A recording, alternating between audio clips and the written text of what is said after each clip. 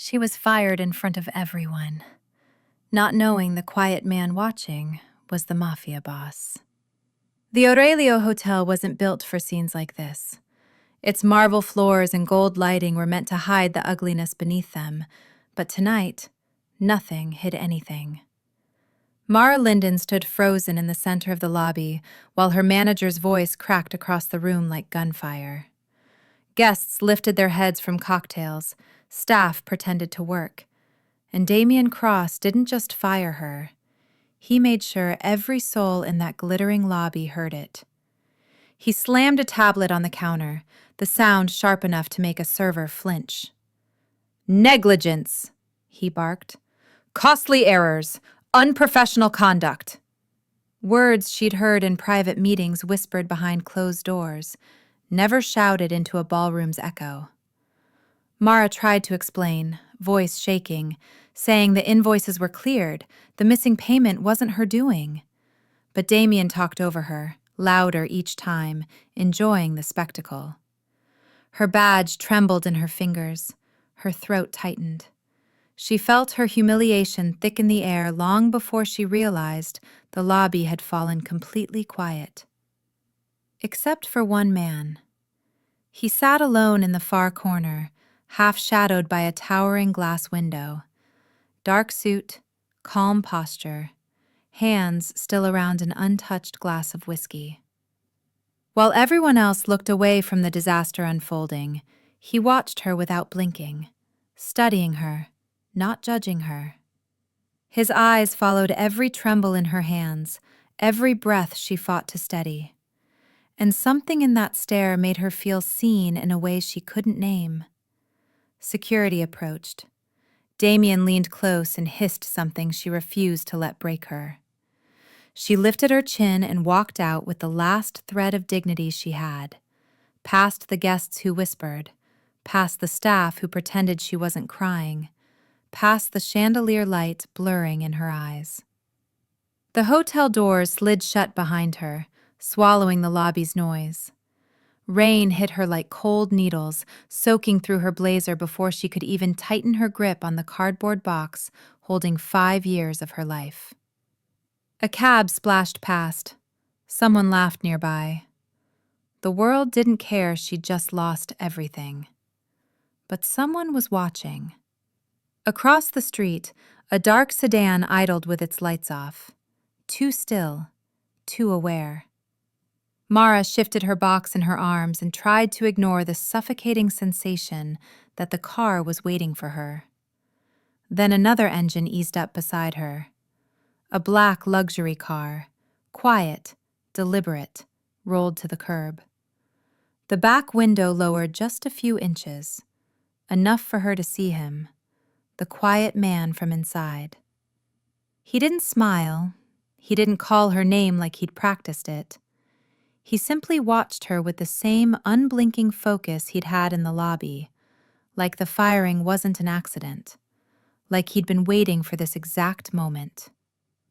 "Mara Linden," he said, voice low and steady through the rain. She froze. Her pulse stuttered. He held her gaze as if he'd known it all along. Then, "Get in. You're not safe anymore." The headlights of the sedan across the street flickered on, and for the first time all night, Mara realized the man watching her in the lobby wasn't the danger. He was the warning.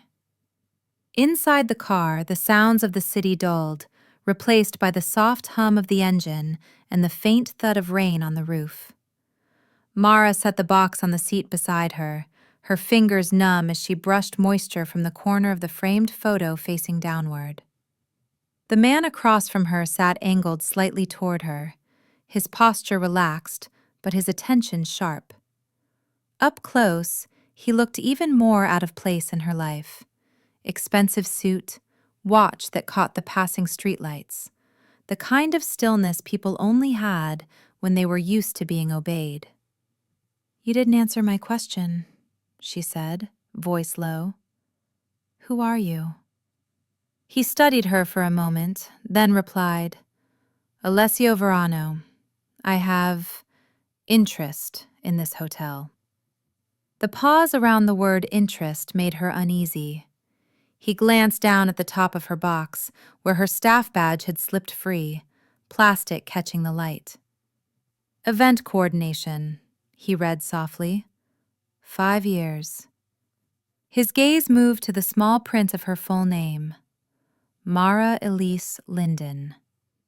The way he said it made something sink in her chest, like he'd heard it before under very different circumstances. You read fast, she muttered, trying to sound braver than she felt. His phone buzzed in his hand, screen lighting up with a name she couldn't see. He answered without taking his eyes off her.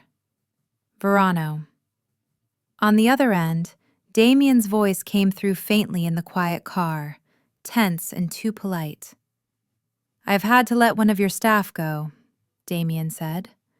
If Mara Linden shows up anywhere near you or the private floors tonight, I need her brought back down immediately. She's compromised something. Alessio's jaw tightened almost imperceptibly.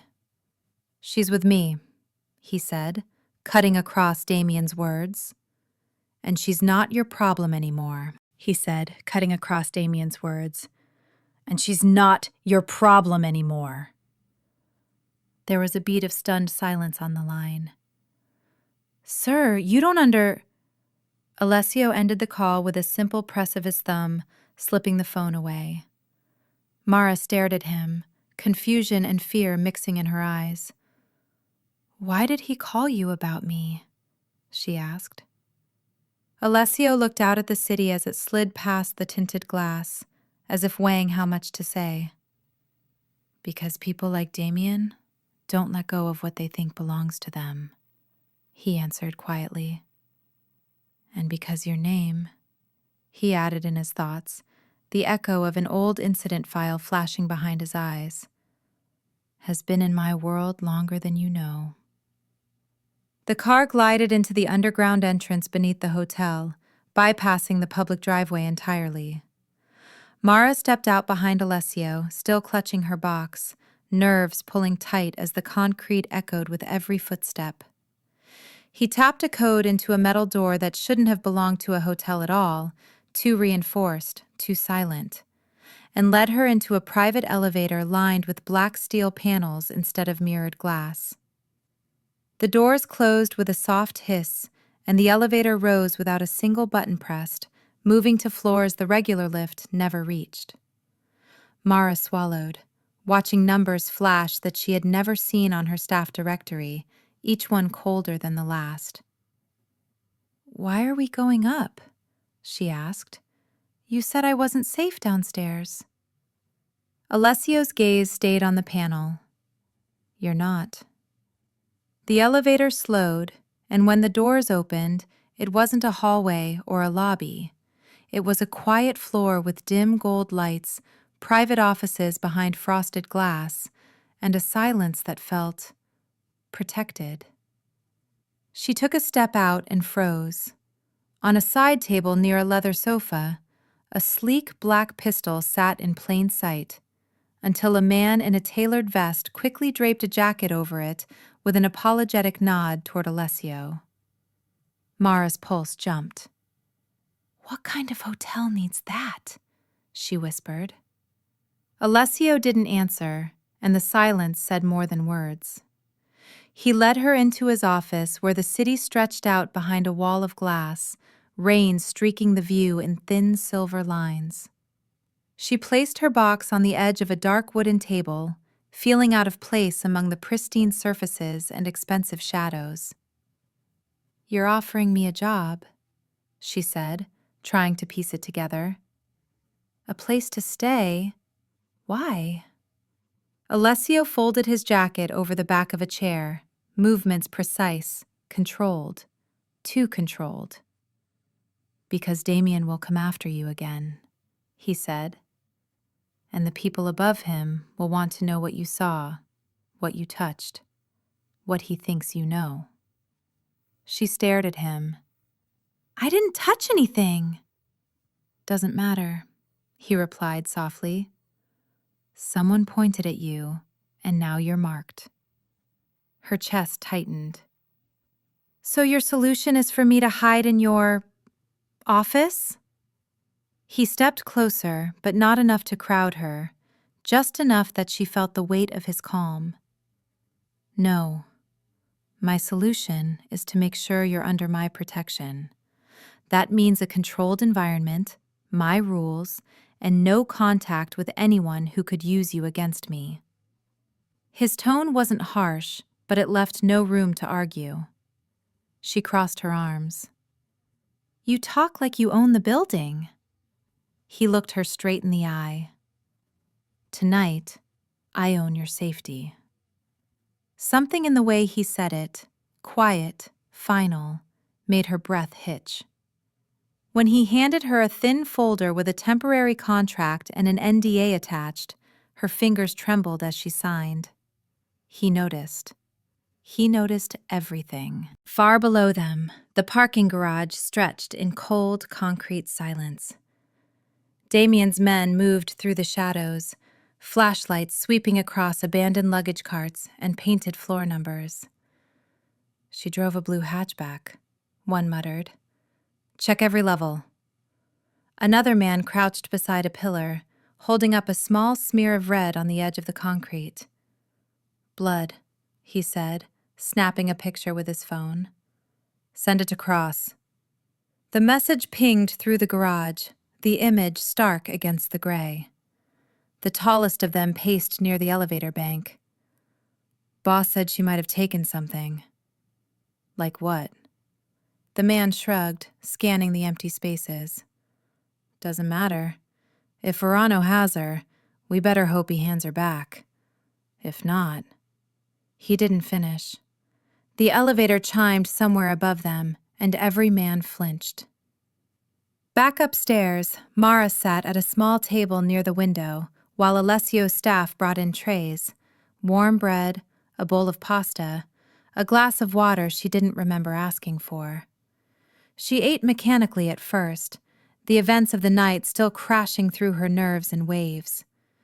Alessio watched from the other side of the room, leaning against a shelf, hands loosely crossed.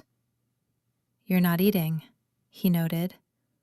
I am, she said, even though she'd barely taken a few bites.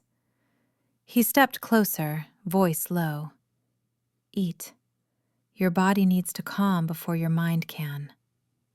Something in his tone, soft but firm, made her take another bite. After a moment, she whispered, My brother used to say that too. Alessio went still. Mara stared down at her hands. He disappeared 3 years ago. Said he just had one job to finish and then he'd be back. He never came home.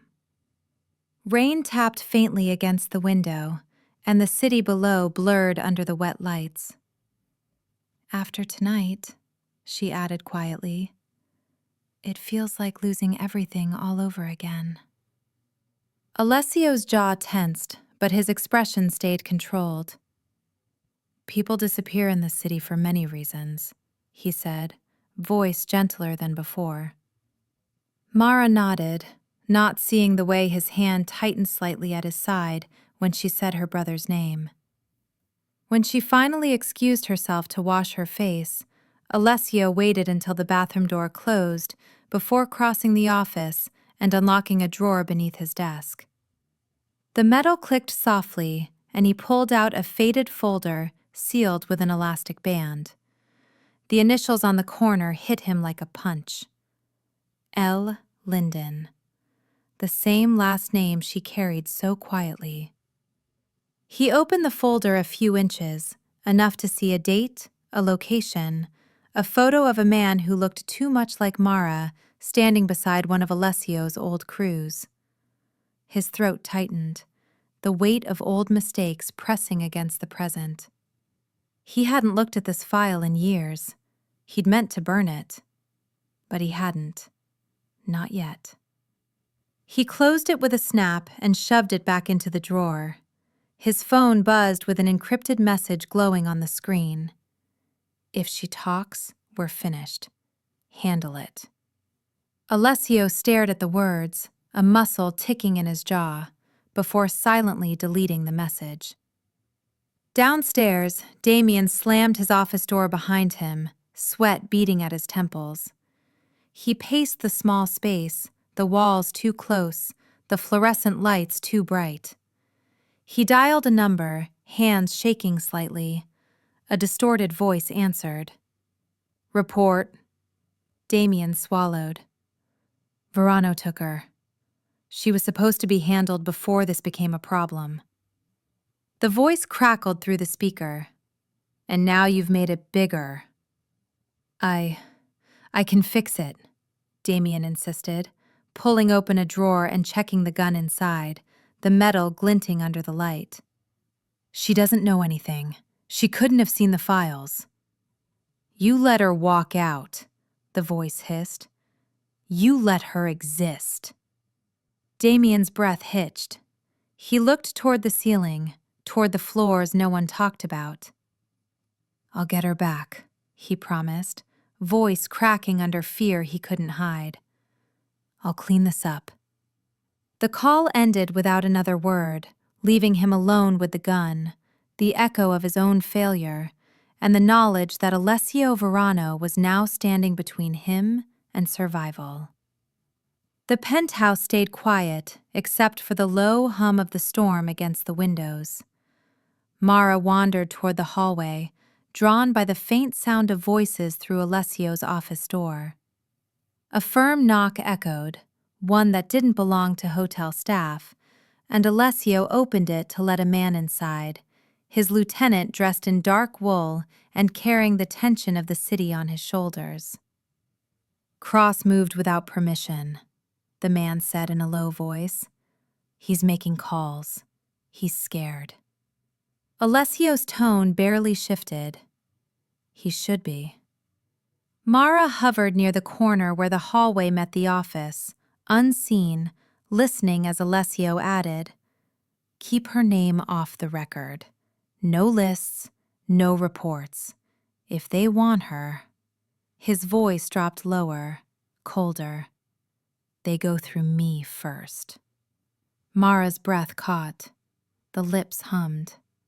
She stepped back before either man could see her, but the words wouldn't leave her head. "If they want her, they go through me." Why would he say that? Why did her name matter this much to a man like him? Later, alone in the guest room, she sat cross-legged on the bed with her wet hair wrapped in a towel, staring at the soft glow of her phone screen. She typed his name. Alessio Verano. Autocomplete filled in whispers, articles with no photos, news snippets mentioning organized activity, silent syndicate investor, unconfirmed accusations. Every link felt like a crack forming under her feet. She scrolled, heart pounding harder with each half-truth and rumor. The gun she'd seen, the private floor, the way staff moved around him like he was gravity. What did I just step into? Footsteps approached, slow and deliberate. She locked the screen too quickly, nearly dropping the phone. Alessio stepped into the doorway with a calm expression that didn't match the tension in his shoulders. "You're awake," he said quietly. She forced a tight smile. "Couldn't sleep." His eyes flicked to her phone, then to the slight tremble in her hand. He didn't call her out. He just said, "If you need anything, I'm down the hall." But the way he held her gaze told her he already knew she'd been searching his name. She waited until the hallway fell silent again before slipping out of her room, padding softly across the plush carpet. The penthouse was dim, lit only by the faint glow from the city outside. Something pulled her toward a door she hadn't noticed earlier, a narrow office with its lock undone, as if left in a hurry. She nudged it open and froze. Inside, maps covered one wall, marked with pins and faded notes. Locked steel cabinets lined the opposite side. A single file box sat open on a desk, papers slightly askew. She shouldn't have stepped closer. She shouldn't have looked. But she did. Through a gap in the folders, she saw a photograph, grainy, taken at night. A group of men beside a loading dock, and near the edge of the frame, her brother's face. Her breath vanished. She leaned closer, fingers brushing the corner of the photo. There was no mistaking him. The same jacket he wore the last time she saw him, the same tired smile. Why is he in Alessio's files? A floorboard creaked down the hall. Heavy, familiar footsteps. Alessio's. Mara stepped back, pulse racing, heart slamming against her ribcage as she realized she was standing in a room she was never meant to see. Alessio reached the office door and stopped for a moment in the threshold, staring at the open file box like it was a wound he'd spent years trying to cauterize. Rain flashed outside the window in stuttering reflections as he crossed the room and pulled the file the rest of the way open. Narration cut between his face and the old photographs. Her brother shaking hands with one of Alessio's former men, the address of the warehouse job, the timestamp of the night everything fell apart.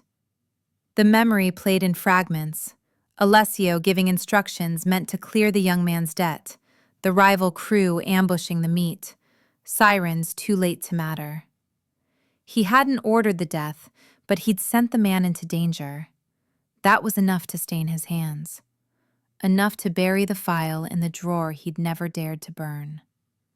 He exhaled once, a slow, heavy breath, and closed the folder. He knew she'd seen something. Knew it the way predators know when a room shifts. He turned toward the hallway just as Mara's shadow disappeared from sight. She waited for him in the main office, photo clutched in her hand so tightly the edges bent. When he stepped inside, she didn't let him speak first. "Why is my brother in your files?" The words shook, but they came out strong. Alessio's jaw tensed. He stepped closer, slow, deliberate, trying not to spook her, but she raised the photo between them like a shield. "Why?" Her voice cracked. "You knew him. You knew him and you never said anything." He glanced at the picture, the memory flickering across his face like lightning behind clouds. "I gave him a job," he said quietly. "He needed money. He asked for a way out of the debt crushing him. I didn't send him to die." "But he did die," she shot back, tears gathering but refusing to fall. "He died alone. We never got answers, and you had this hidden in a drawer?" Alessio's voice stayed calm, too calm, and that only made it worse. "I tried to make it right afterward." "There is no afterward," she said, backing away until the desk pressed against her spine. "You let me sit in your car, in your home, all while knowing his name, my name, was in your world before I ever walked into your lobby." He stepped toward her, then stopped himself, the control flaw tightening his shoulders. "Mara, I didn't tell you because I didn't want you reliving what happened." She shook her head, a choked sound escaping. "You don't get to decide what I relive." She grabbed her box off the desk, holding it like armor, and walked out of the office, boots thudding against the carpet. Alessio followed, calling her name once, but she didn't turn around. She reached the elevator, hit the button with shaking fingers, and when the doors opened, she stepped inside, unaware that down in the lobby, Damien's men were already moving into position with eyes sharp and hands buried under their jackets.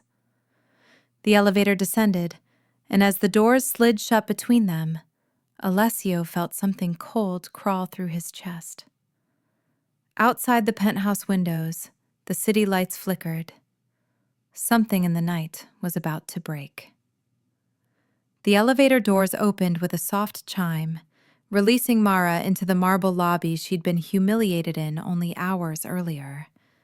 She clutched her box to her chest, breath tight, eyes fixed on the exit. The chandelier light reflected off the wet floor, stretching her shadow long behind her. Damien spotted her first, standing near the reception desk, his face draining of color before twisting into something hateful. His hand lifted slightly, a signal she didn't understand, but his men did. Two of them stepped away from the walls, blocking the doors with practiced ease, their jackets shifting just enough to show the shape of hidden weapons. Mara's pulse spiked. She shifted her weight back just as Damien started walking toward her, voice low and sharp. "Mara, we need to have a talk." She didn't answer. She just stepped back, too close to panic to breathe. And then a second elevator chimed behind her. The doors slid open, and Alessio stepped out alone, expression unreadable, suit immaculate, eyes locked instantly on the danger forming around her. The moment he saw the gun outline under a man's coat, the air seemed to drop 10 degrees. He didn't raise his voice. He didn't need to.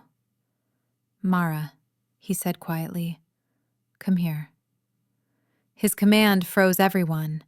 Before she could think, Alessio's hand closed around her wrist, not hurting her, but firm, urgent, as he pulled her behind him and stepped toward the staff corridor.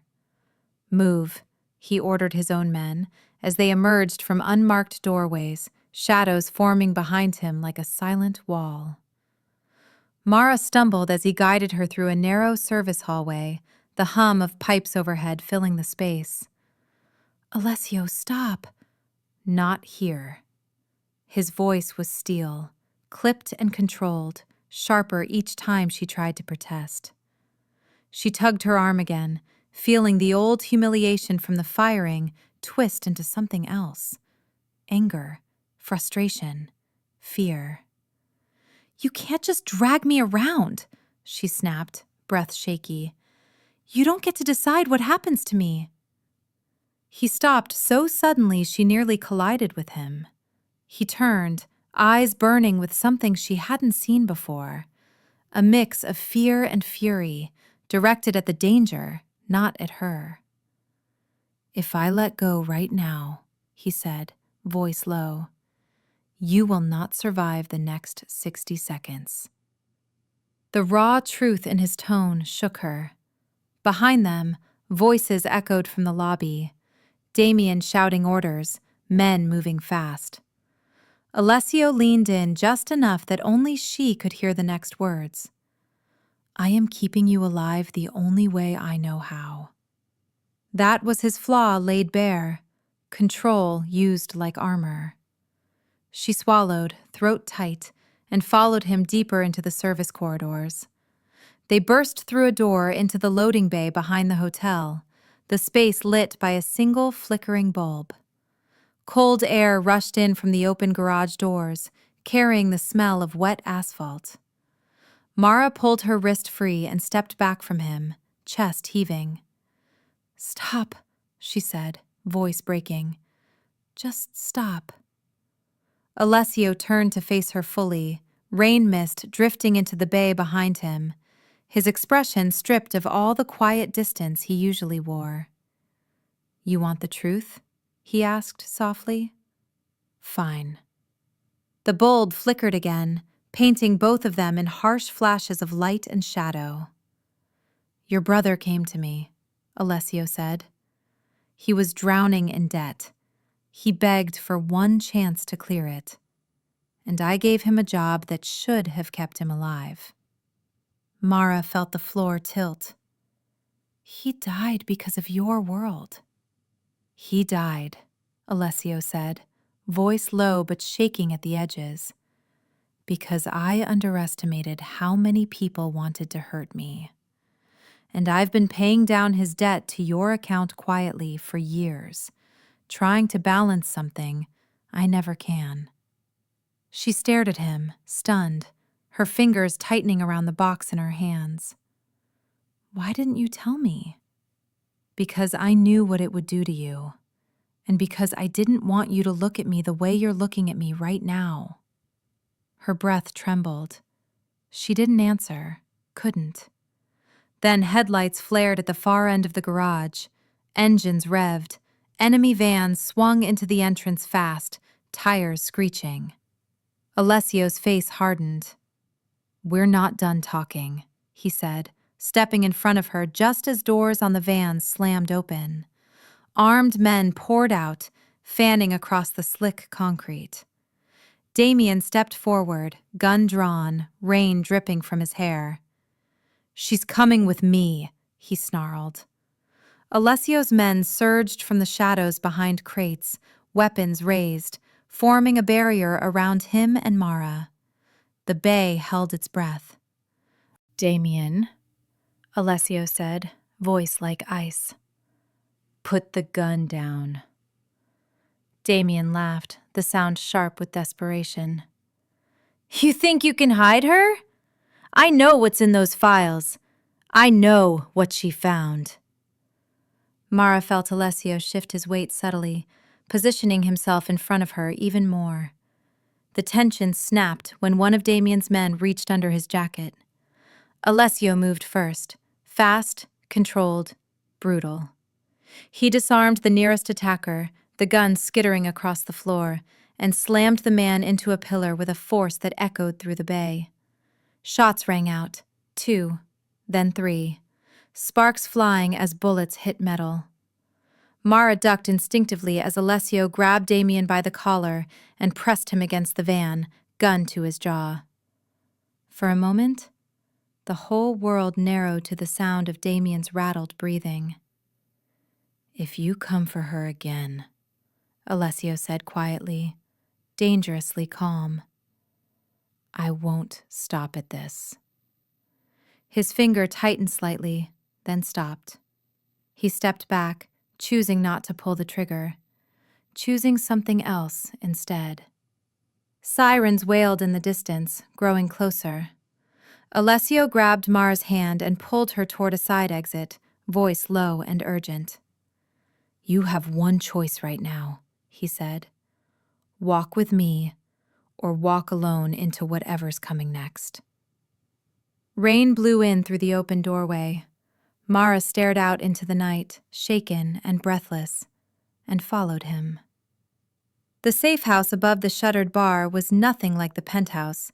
No marble, no gold light, just worn brick walls and the soft hum of a neon sign leaking red through the blinds.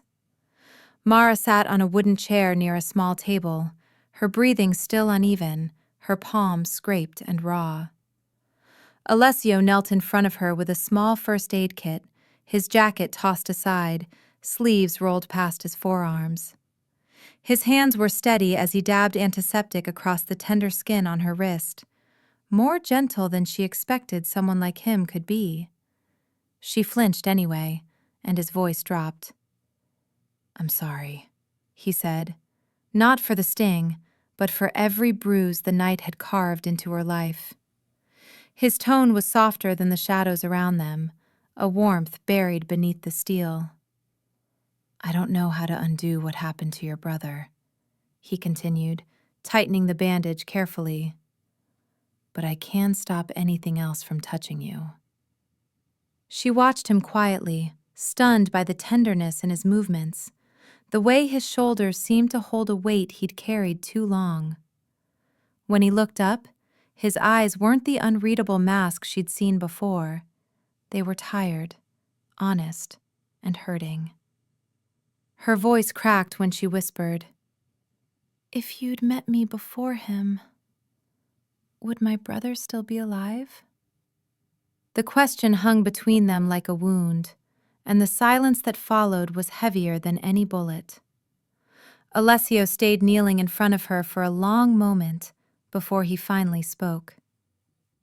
"I don't know," he admitted softly, each word pulled from somewhere deep and unguarded. "But I know I would have fought harder.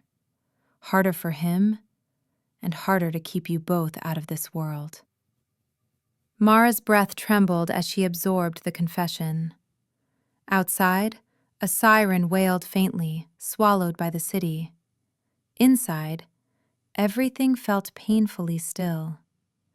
She stared down at her hands, remembering the lobby, the firing, the humiliation, the fear.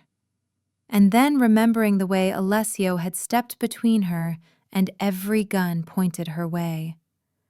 He hadn't lied to her now. He hadn't tried to soften the ugly truth. He'd stood there and let her hurt him with it. "I don't know if I can trust you," she said quietly. "But I know I can't go back. Not to that hotel. Not to being alone with people like Damien hunting me." Alessio rose slowly, giving her space, but staying close enough for her to feel the steadiness of his presence. "If you stay," he said, voice low and firm, "I won't let anything, anyone, touch you. If you walk away, I won't follow. The choice is yours." The words settled over her like the first breath after drowning.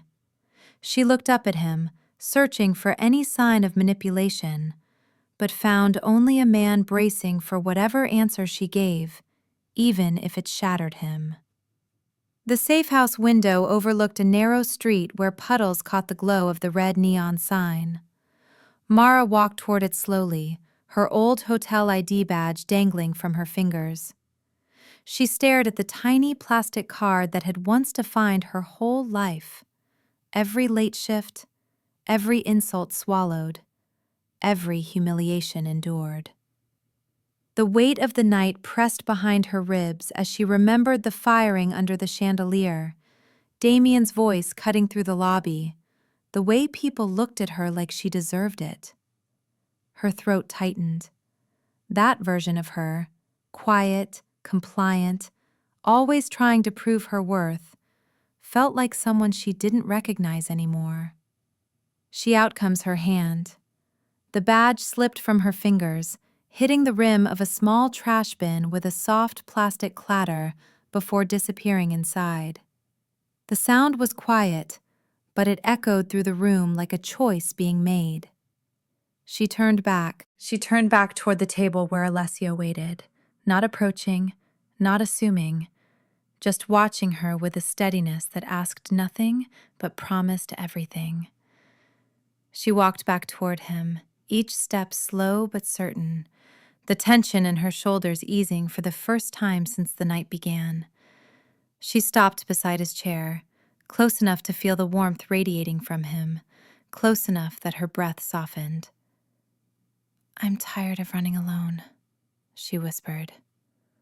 The honesty in the words broke something in him. He didn't show it, but the slight exhale, the faint relaxation in his jaw, gave him away. He stood, facing her fully, his voice dropping into that low, steady tone that wrapped around her like a promise. "You won't run alone again." She searched his eyes, needing the truth beneath the vow. He stepped the smallest bit closer, close enough that if she leaned forward even an inch, she'd touch him. "Whoever thought you were disposable," he said quietly, "will learn you're not." The room held still, lit by the pulse of red neon. Mara's breath steadied as she let the words sink into the places still hurting from the night. Alessio's final promise fell between them like a line drawn in the dark, soft but unbreakable. "If anyone comes for you again, they'll have to go through me first."